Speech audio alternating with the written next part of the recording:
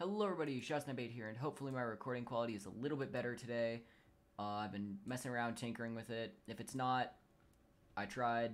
If it worked, then yay. Today I'm going to be talking about the F4S and doing a review of it and kind of comparing it to the F4J.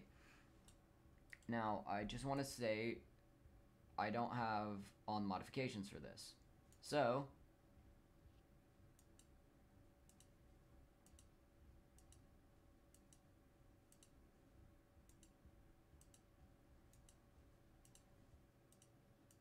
if I'm doing this, I'm making sure they are the exact same.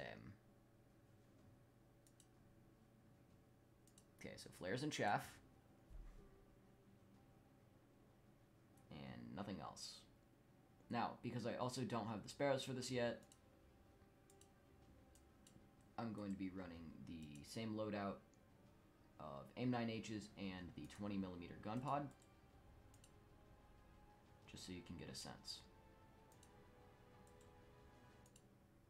Now, in terms of payload capacity, you can kind of see the payload options here. They're pretty similar. This, I feel, has a little bit more versatility. By the way, you can put bombs in the middle pylon on the F4S. It just doesn't have all of these loadouts marked out, which is kind of annoying.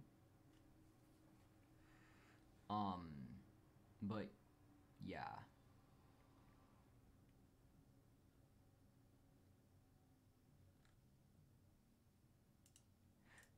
So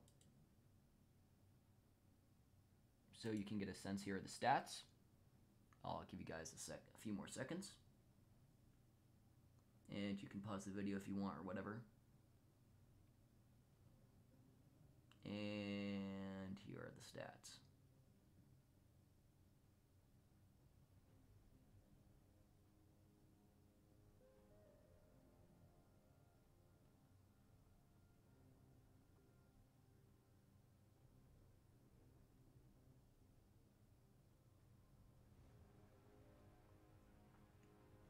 So, as you can see, this one has a bit better of a max speed and a bit better rate of climb, but they're basically the same. And the turn time is literally a 0.2 longer. But that 0.2 can be all you need in a engagement. I thought I hear mixed default. Alright, I just want to make sure I got that set up. So, it has, the F4S Phantom has a gun pod I call a shotgun gun pod, and I'll show you why I call it that in a second. But first, it has the HUD tracking, meaning I can move here, move my mouse, and it will track. But first things first, the shotgun gun pod. I call it this, or a shrapnel cannon, because it likes to spray ammo everywhere. Just one more thing, by the way, I just got this crew, so I've got no upgrades or anything for it, so if I black out, that's kind of me.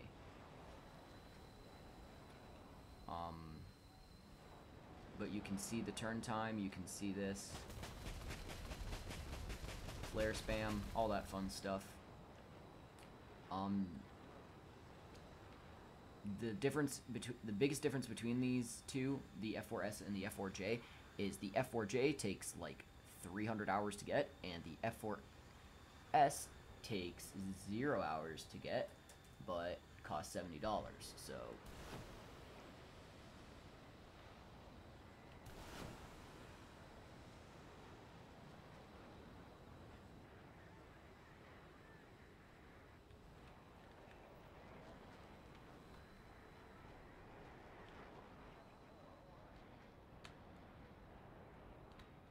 yep.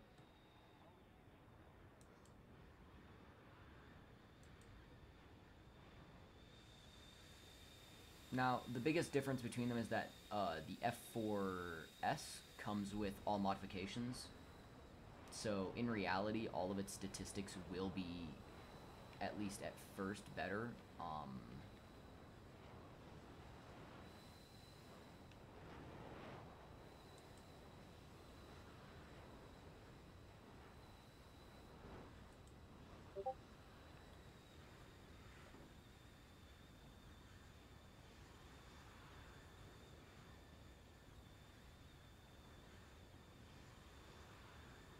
But yeah.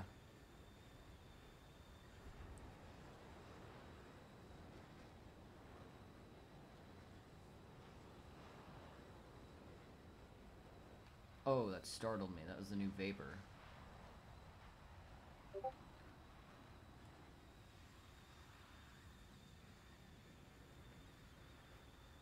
So you can get a sense of its gun. Now, normally when I'm in an engagement, I do a burst kind of close to that, but with this you kind of have to do slightly longer bursts as the cannon is a little bit more inaccurate. If you get good with, like, really good... I'm not good enough to the point yet, but if you get good enough, you can just do a very quick bursts like that, but I'm not that good with it, because I keep procrastinating on practicing.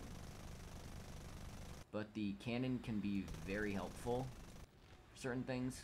Oh, but yeah. So my opinion on the F4S is it's really only worth the money if you really need to get it, because the tech tree one is the same thing.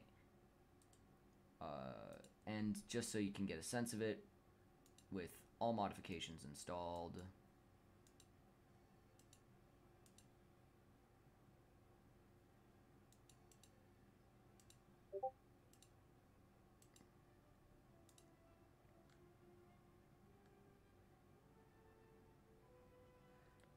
here you go.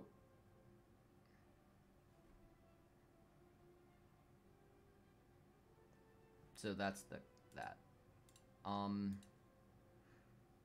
But my point is, they're the same thing. Now, let's say, if you're grinding to the F16 and you're going down the attackers,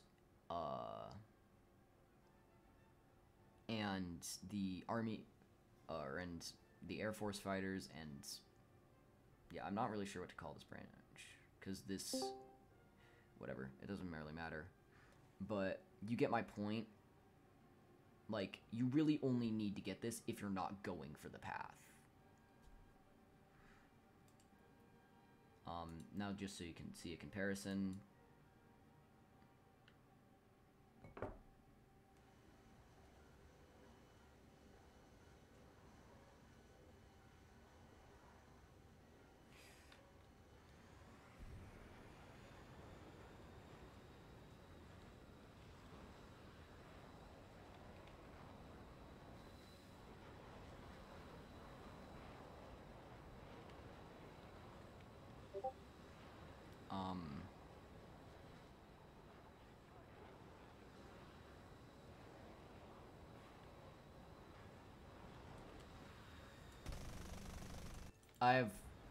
Okay, to be fair, I got a lucky shot there, and I've also practiced with this one way more.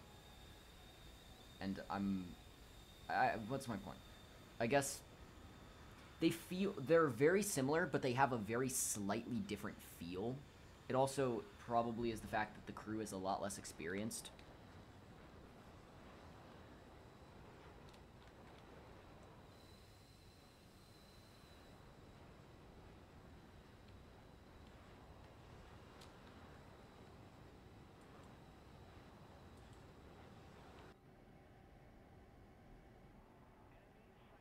The heck?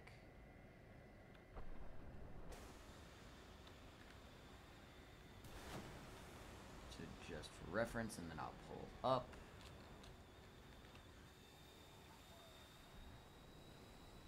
That's 2 impacts. But yeah, you can kind of get a sense of the similarities of these aircraft.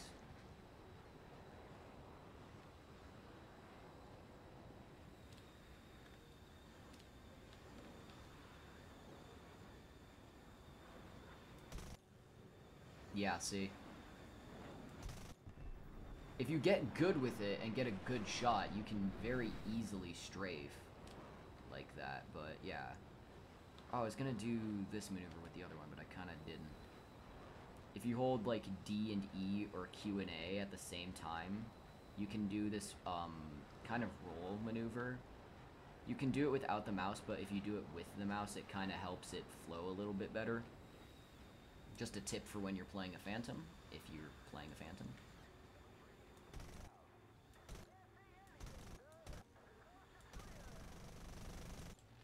Oh, damn. Oh, well. I kind of messed up on the approach on that. But you get my point. They're basically identical. And yes... Wait, what? Does this one not have an ejection seat animation? Really? It's weird. Okay. But that's my point. Basically the same. Is it worth it? No. I mean, if you're gonna get this, then no. But if you're down... But if you're at like 6-3 or something and you want a jet, Phantom, it's not a bad option. I would recommend looking at other countries. Like, don't just go, oh, I only play America, therefore American jet. Like, that's certainly a good motivator, but like, the F4S might not be for you. The F5C is another incredible option that I love and still use, as you can very clearly see. But yeah, my point is, the F4S. In the end, is it worth it? If you're not gonna get the F4J, no, it's not. If you're not gonna get the F4J, it's worth it. If you're going to get the F4J, no, you can wait and unlock the F4J. If you are really low and aren't gonna get jets for a long time, yes, then get it. But it's one of those things. You get it and you gotta use it. You gotta use it. You gotta use it. You gotta make sure you're using it and you're good at using it. That's my point. Also, nice. But yeah, that's it. Thank you all so very much for watching. Please like, subscribe, and share if you want. And I'll see you all in the next one. Shout out, snap it out. Bye.